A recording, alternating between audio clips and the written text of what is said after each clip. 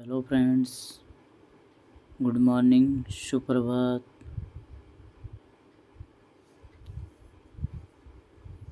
तो फ्रेंड्स, आज हम आपके लिए लेकर के आए हैं एक पोइम जो बहुत ही खूबसूरत वर्णन के लिए जानी जाती है। उस पोइम का नाम है a lecture upon the shadow. ये जो पोइम है वो एक जाने माने विख्यात जो पोइट है जॉन डन, उनके द्वारा लिखी गई है।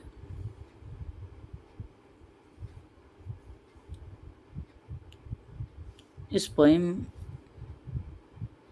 में पढ़ने से पहले हम कवि के बारे में पढ़ते हैं। ये जो कवि है जॉन डन, उनका बर्थ 22 जनवरी 1572 में हुआ था और इनकी डेथ 31 मार्च 1631 को हुई थी। ये एक इंग्लिश के मेटाफिजिकल पोइट है और ये अपनी बहुत सारे कलेक्शंस के लिए जाने जाते हैं, जिनमें सोनेट्स है, लव पोइम्स है, रिलीजियस पोइम्स है, एलिजीज है, सॉन्ग्स एंड सेटायर sermons है। इनकी जो प्रसिद्ध कृतियाँ हैं डेथ बी नॉट प्राउड,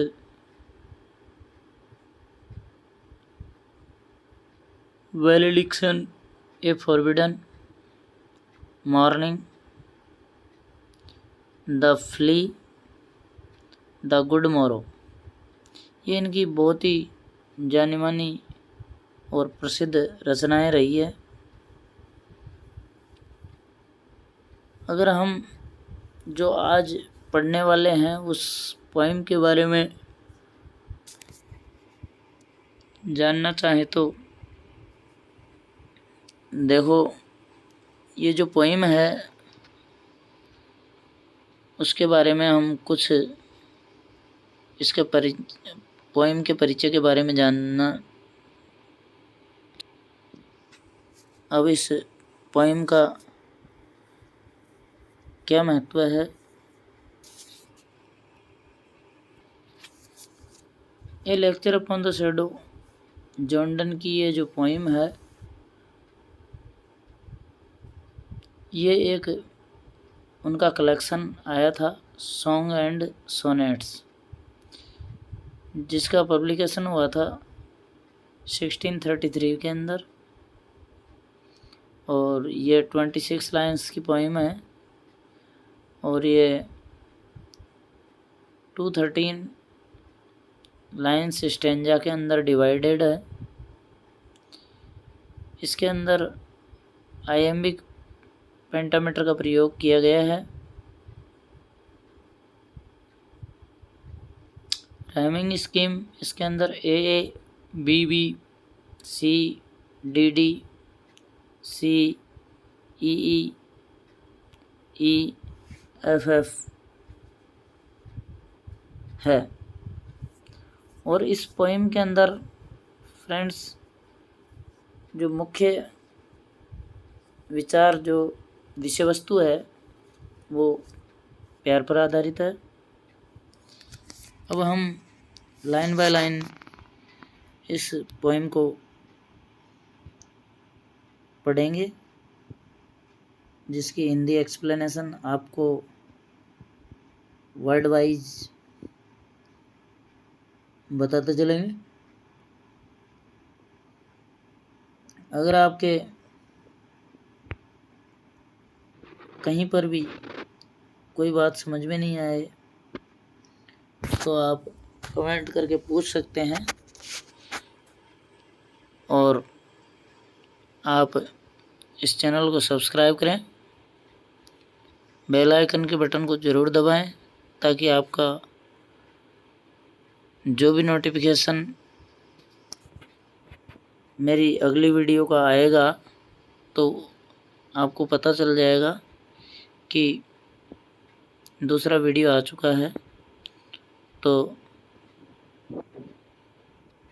चलते हैं अब इस कविता की तरफ और पढ़ते हैं line by line. Stand still and I will read to thee. Stand still, खड़ी हो जाओ। I will read to thee, मैं तुम्हारे लिए पढ़कर सुनाता हूँ या तुम्हारे लिए पढ़ता हूँ।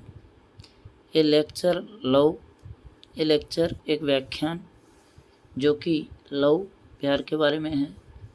इन लव्स फिलॉसफी, और वो प्यार के दर्शन शास्त्र से है। दीज 3 hours, ये जो 3 घंटे दैट वी हैव स्पेंट, जिनको हमने व्यतीत किए हैं, बिताए हैं।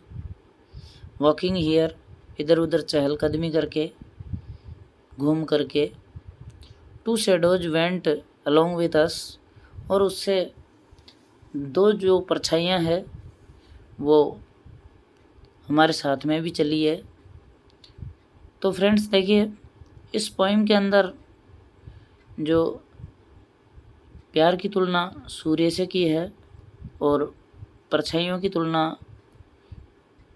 परेशानियों से, बाधाओं से, समस्याओं से की है। तो इस पोइम के अंदर मुख्य रूप से सूर्य और परछाइयों को इंगित किया गया है।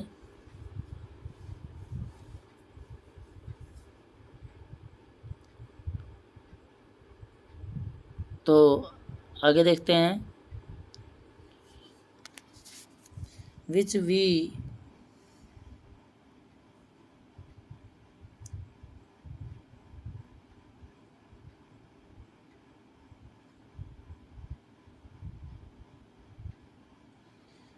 आवर सेल वाज प्रोड्यूस्ड, जो परछाई है वो हमने स्वयं ने उत्पन्न की है। अर्थात हमारा जो प्रेम है, प्यार है, जो अभी अभी शुरू हुआ है। तो जब प्रेम शुरू होता है उस समय समस्याएं ज़्यादा रहती है। तो ये कवि कह रहा है कि which we our self was produced, यानी कि जो परेशानियाँ आ रही है वो हमने स्वयं ने उत्पन्न की है, हमारे द्वारा उत्पन्न की गई है।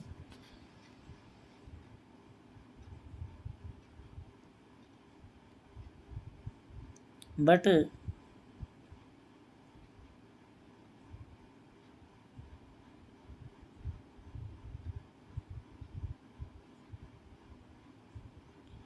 नाउ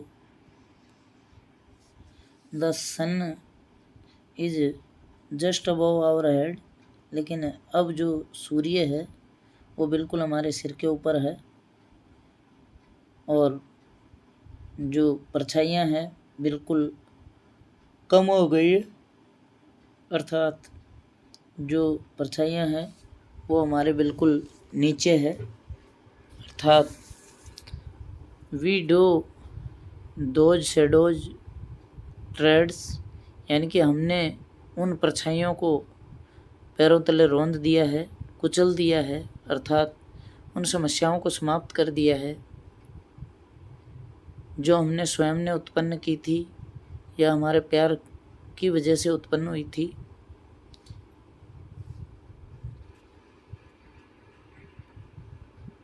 जिसकी मैं आपको कुछ तस्वीरें भी दिखाना चाहता हूँ। तस्वीरों के माध्यम से समझें कि जब प्रेम इन्फेंट होता है, अर्थात नवजात होता है, उस समय कैसी समस्याएं होती है।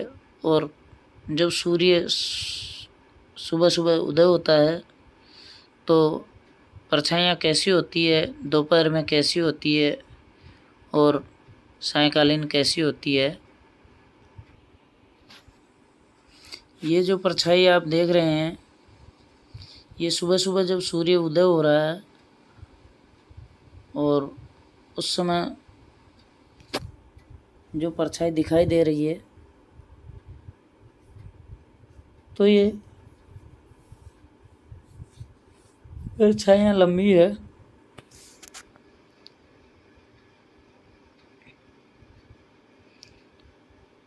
और जैसे जैसे सूर्य दोपहर को होता जाता है तो ऐसी परछाइयाँ दिखाई देती है। अर्थात जैसे जैसे प्यार परवान चढ़ता है, जैसे जैसे प्रेम बढ़ता है, एक दूसरे के प्रति फेथफुलनेस बढ़ती है, तो उसके लिए समस्याएं और घटती जाती है। कुछ इस तरह से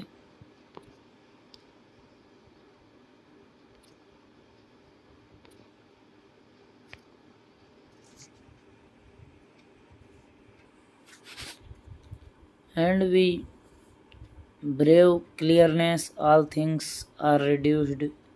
और जो परेशानियां है वो अब बिल्कुल साफ है, हमारे मन में बिल्कुल मैल नहीं है कि जो भी एक दूसरे के मन में क्या है वो सब कुछ जान चुके हैं और all things are reduced यानी कि सारी समस्याएं लगभग समाप्त सी हो गई है। So whilst our infant love did grow. अब हमारा जो नवजात जो प्रेम है वो डिड ग्रो बढ़ेगा। Disguises did and shadows flow.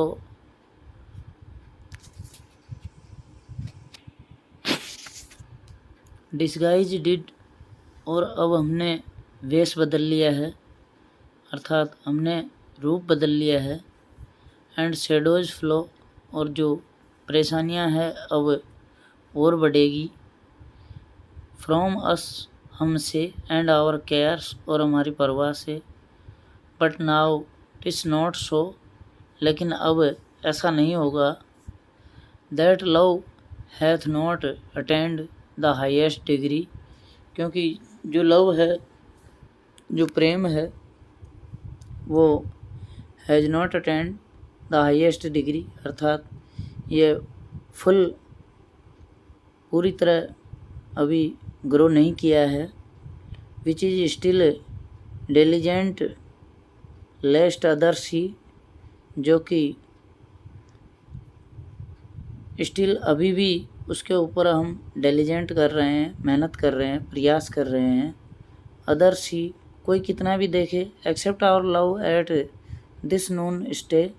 और यहाँ पर जो हमारा प्रेम है इस दोपहर को रुक सा गया है, अर्थात कुछ समय स्टे हो गया है।